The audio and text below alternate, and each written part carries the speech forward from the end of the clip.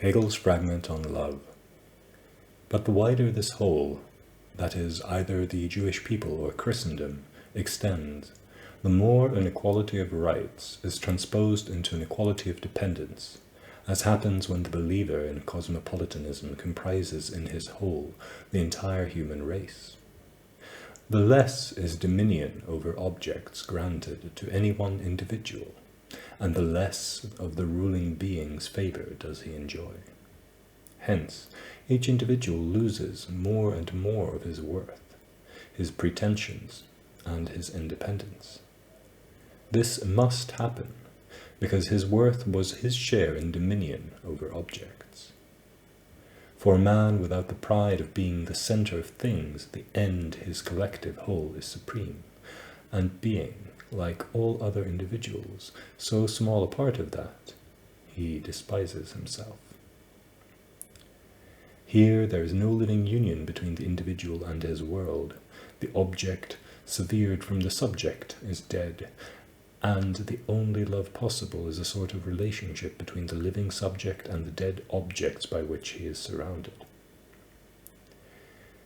Since something dead here forms one term of the love relationship, love is girt by matter alone, and this matter is quite indifferent to it. Love's essence at this level, then, is that the individual in his innermost nature is something opposed to objectivity. He is an independent unit for whom everything else is a world external to him.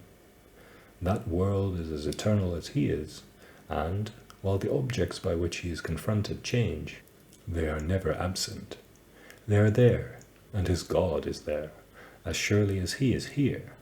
This is the ground of his tranquility in the face of loss, and his sure confidence that his loss will be compensated, because compensation here is possible. This attitude makes matter something absolute in man's eyes. But, of course, if he never existed, then nothing would exist for him. And what necessity was there for his existence? That he might exist is intelligible enough, because beyond that collection of restricted experience which make up his consciousness there is nothing whatever. The eternal and self-complete unification with the object is lacking. But the individual cannot bear to think himself in this nullity. He exists only as something opposed to the object, and one of a pair of opposites is reciprocally conditioned and conditioned. Thus his thought of self must transcend his own consciousness, for there is no determinant without something determined, and vice versa. In fact, nothing is unconditioned. Nothing carries the root of its own being in itself. Subject and object, man and matter, each is only relatively necessary. The one exists only for the other, and hence exists in and for itself only on the strength of a power outside itself. The one shares in the other only through that power's favor and grace. Nowhere is any independent existence to be found except in an alien being. It is this being which presents man with everything. This is the being which man has to thank for himself and for immortality, blessings for which he begs with fear and trembling. True union, or love proper, exists only between living things who are alike in power, and thus in one another's eyes living beings from every point of view. In no respect is either dead for the other. This genuine love excludes all oppositions. It is not the understanding, whose relations always leave the manifold of related terms as a manifold, and whose unity is always a unity of opposites, left as opposites. It is not reason either, because reason sharply opposes its determining power to what is determined. Love neither restricts nor is restricted. It is not finite at all. It is a feeling, yet not a single feeling among other single feelings. A single feeling is only a part, and not the whole of life. The life present in a single feeling dissolves its barriers and drives on till it disperses itself in the manifold of feelings, with a view to finding itself in the entirety of the manifold. This whole life is not contained in love in the same way as it is in this sum of many particular and isolated feelings. In love, life is present as a duplicate of itself, and as a single and unified self. Here, life has run through the circle of development from an immature to a completely mature unity. When the unity was immature, there still stood over against it the world and the possibility of a cleavage between itself and the world. As development proceeded, reflection produced more and more oppositions, unified by satisfied impulses, until it set the whole of man's life in opposition to objectivity. Finally, love completely destroys objectivity, and thereby annuls and transcends reflection, deprives man's opposite of all foreign character, and discovers life itself without any further defect.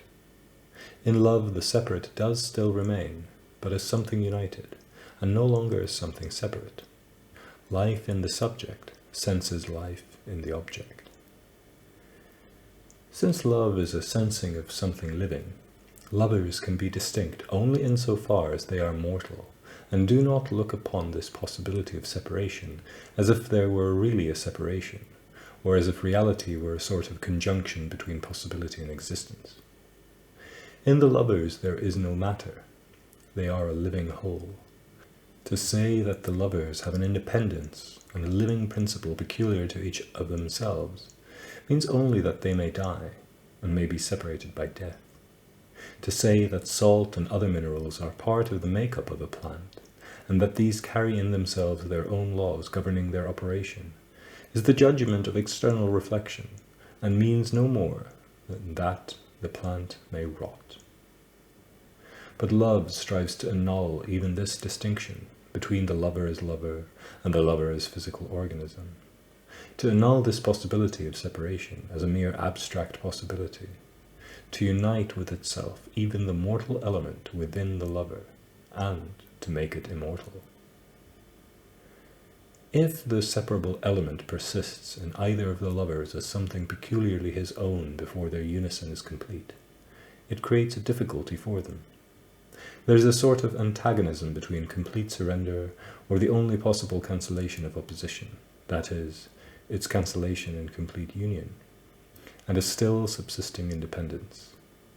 Union feels the latter as a hindrance. Love is indignant if part of the individual is severed and held back as a private property. This raging of love against exclusive individuality is shame. Shame is not a reaction of the mortal body, not an expression of the freedom to maintain one's life, to subsist. The hostility in a loveless assault does injury to the loving heart itself, and the shame of this now injured heart becomes the rage which defends only its right, its property.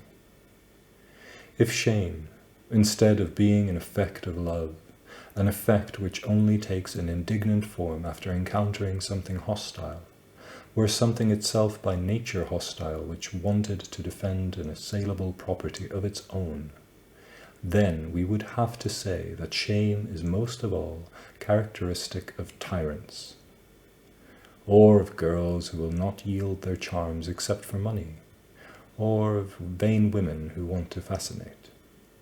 None of these love. Their defense of their mortal body is the opposite of indignation about it. They ascribe an intrinsic worth to it, and are shameless.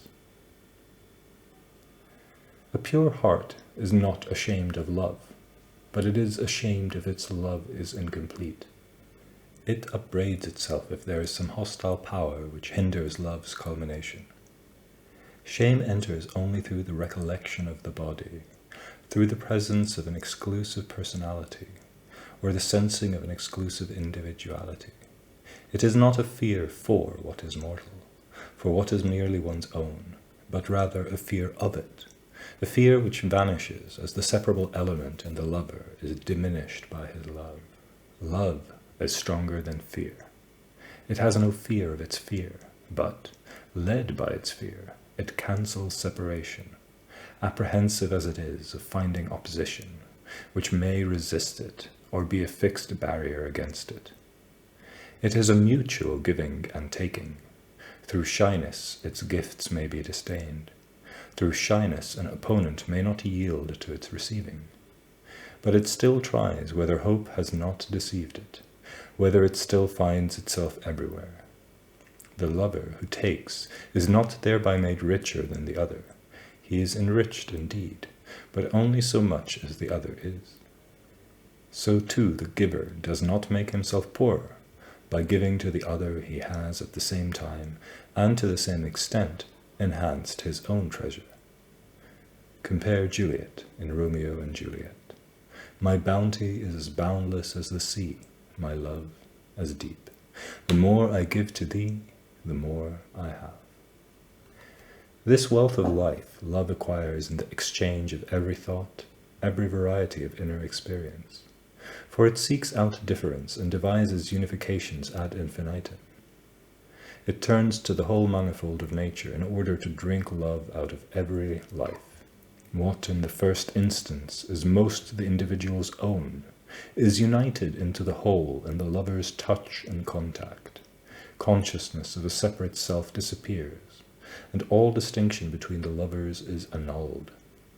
The mortal element, the body, has lost the character of separability, and a living child, a seed of immortality, of the eternally self-developing and self-generating race, has come into existence. What has been united in the child is not divided again. In love and through love, God has acted and created. This unity, the child, however, is only a point, an undifferentiated unity, a seed. The lovers cannot so contribute to it as to give it a manifold in itself at the start. Their union is free from all inner division. In it there is no working on an opposite. Everything which gives the newly begotten child a manifold life and a specific existence, it must draw into itself, set over against itself, and unify with itself. The seed breaks free from its original unity, turns ever more and more to opposition, and begins to develop. Each stage of its development is a separation, and its aim in each is to regain for itself the full riches of life enjoyed by the parents. Thus the process is unity, separated opposites, reunion. After their union the lovers separate again, but in the child their union has become unseparated. This union in love is complete, but it can remain so only as long as the separate lovers are opposed solely in the sense that the one loves and the other is loved. That is, that each separate lover is one organ in a living whole. Yet the lovers are in connection with much that is dead. External objects belong to each of them. This means that a lover stands in relation to things opposed to him in his own eyes as objects and opposites. This is why lovers are capable of multiplex opposition in the course of their multiplex acquisition and possession of property and rights. The dead object in the power of one of the lovers is opposed to both of them, and a union in respect of it seems to be possible only if it comes under the dominion of both. The one who sees the other in possession of a property must sense in the other the separate individuality which has willed this possession. He cannot himself annul the exclusive dominion of the other, for this once again would be an opposition to the other's power, since no relation to an object is possible except mastery over it.